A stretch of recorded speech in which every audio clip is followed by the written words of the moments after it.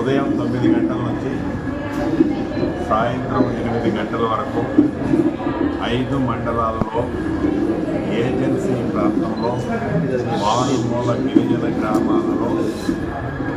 గౌరవ కలెక్టర్లు, గౌరవ ఎస్పీలు, వివిధ హోదాల్లో ఉన్న అధికారులు, స్థానిక శాసనసభ్యులు, మాజీ ఎమ్మెల్సీ గారు, ఇంకా ముఖ్యమైన నాయకులు అందరూ కలిసి ఈ ఇందిరమ్మ ప్రభుత్వంలో ఇందిరమ్మ ఇళ్ల కార్యక్రమంతో పాటు పెద్ద ఎత్తున అభివృద్ధి కార్యక్రమాలకు సంబంధించినవి శంకుస్థాపనలు, ఓపెనింగ్లు చేసుకోవడం జరిగింది. ఇందిరమ్మ ప్రభుత్వం తెలంగాణ రాష్ట్రంలో ఏర్పడిన ఈ 16 నెలలలో అభివృద్ధిని, సంక్షేమాన్ని రెండు కళ్ళలా గౌరవ ముఖ్యమంత్రి రేవంత్ రెడ్డి గారి నాయకత్వంలోని మన ఇందిరమ్మ ప్రభుత్వం రాష్ట్ర వ్యాప్తంగా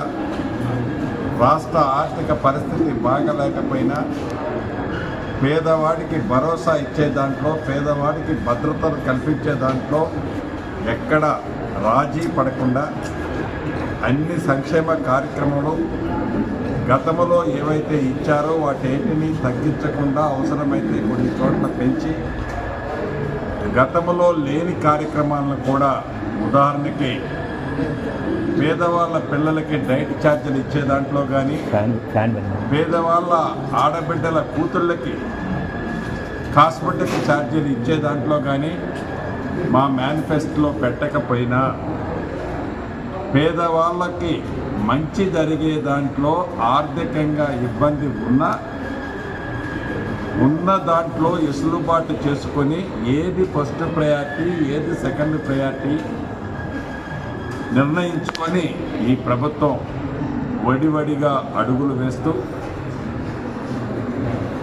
అనేక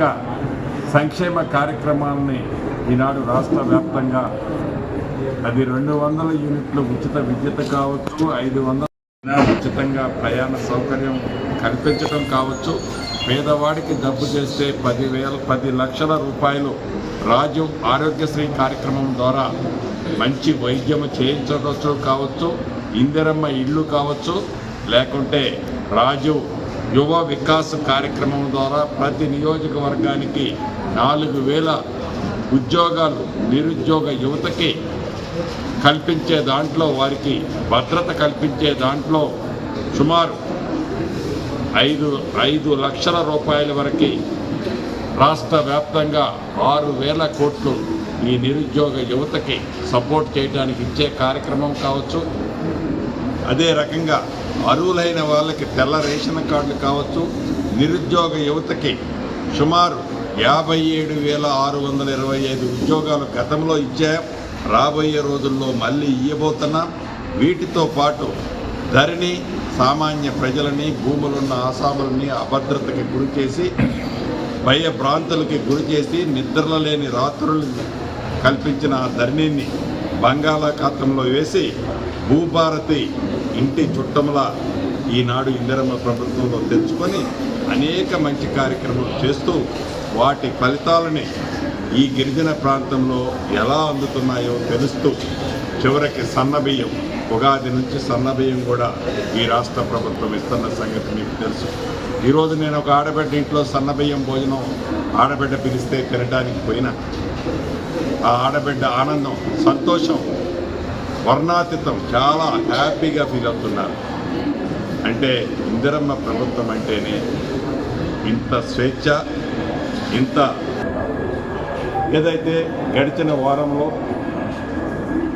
కాశ్మీర్లో జరిగిన సంఘటన పట్ల కేంద్ర ప్రభుత్వానికి ప్రధాన ప్రతిపక్షమైన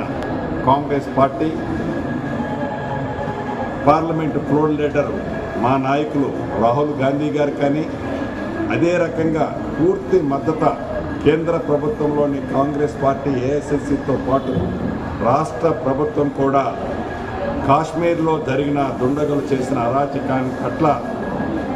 రాష్ట్ర ప్రజలకి, కాశ్మీర్ ప్రజలకే కాదు యావత్ దేశ ప్రజలకి